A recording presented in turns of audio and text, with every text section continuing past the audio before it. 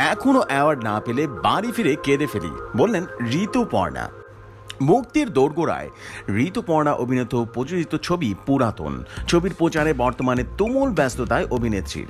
এর মাঝেই ভারতীয় একটি সংবাদ মাধ্যমের সঙ্গে কথা বলেছেন তিনি।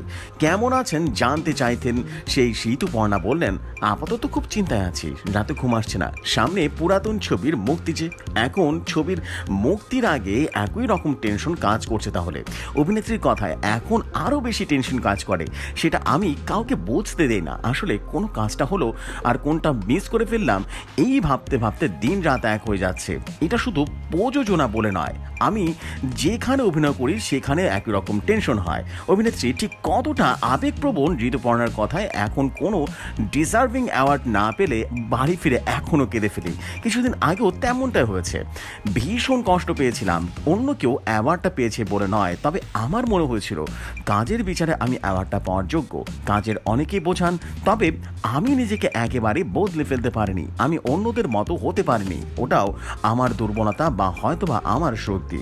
ইন্ডাস্ট্রি পুরাতন এবং নতুনদের মধ্যে কি সংঘাত চলে এবং এই অভিজ্ঞতা কেমন? উত্তরে তিনি বলেন, পুরাতন বা নতুন দুক্ষেত্রে ভালো এবং খারাপ। আসলে আমি একজন অপটিমিস্টিক মানুষ, ভালো এবং খারাপকে সমান্তরালে নিতে পারি। তবে এখন তো আর কোনো সাজেশন দেন না, তবুও যদি আমি পরামর্শ কারো কিছু ভুল হয় সেই ভেবে এগিয়ে যায়। কেউ নিতে পারলে ভালো, আর না নিতে পারলে সরে আসি। কিছুদিন আগে মাকে হারিয়েছেন অভিনেত্রী। পরবর্তী ছবি পুরাতন মা এবং মেয়ের গল্পই কিন্তু বলবে। সে প্রসঙ্গে ঋতুপর্ণা সেনগুপ্তের সংযুক্ত, এবং যখন পুরাতন শুটিং করছিলাম তখন মা ছিলেন এবং এই ছবিতে মাকে দেখানোর ইচ্ছা ছিল, কিন্তু তা আর হলো কোথায়? হাজার চেষ্টা করেও তো আর ফিরে পাবো না মাকে।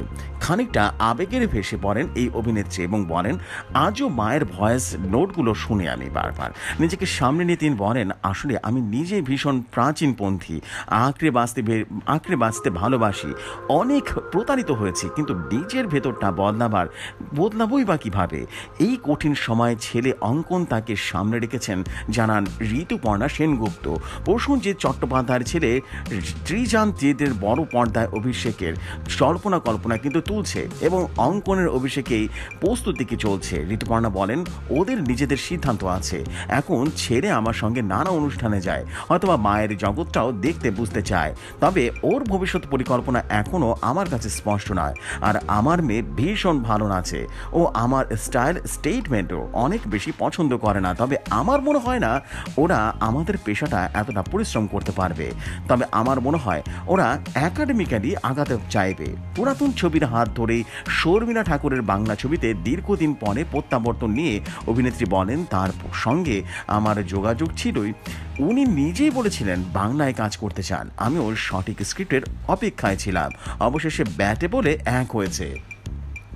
এমন সব নিত্য নতুন নিউজ পেতে রেডিও শহরের সাথেই থাকুন।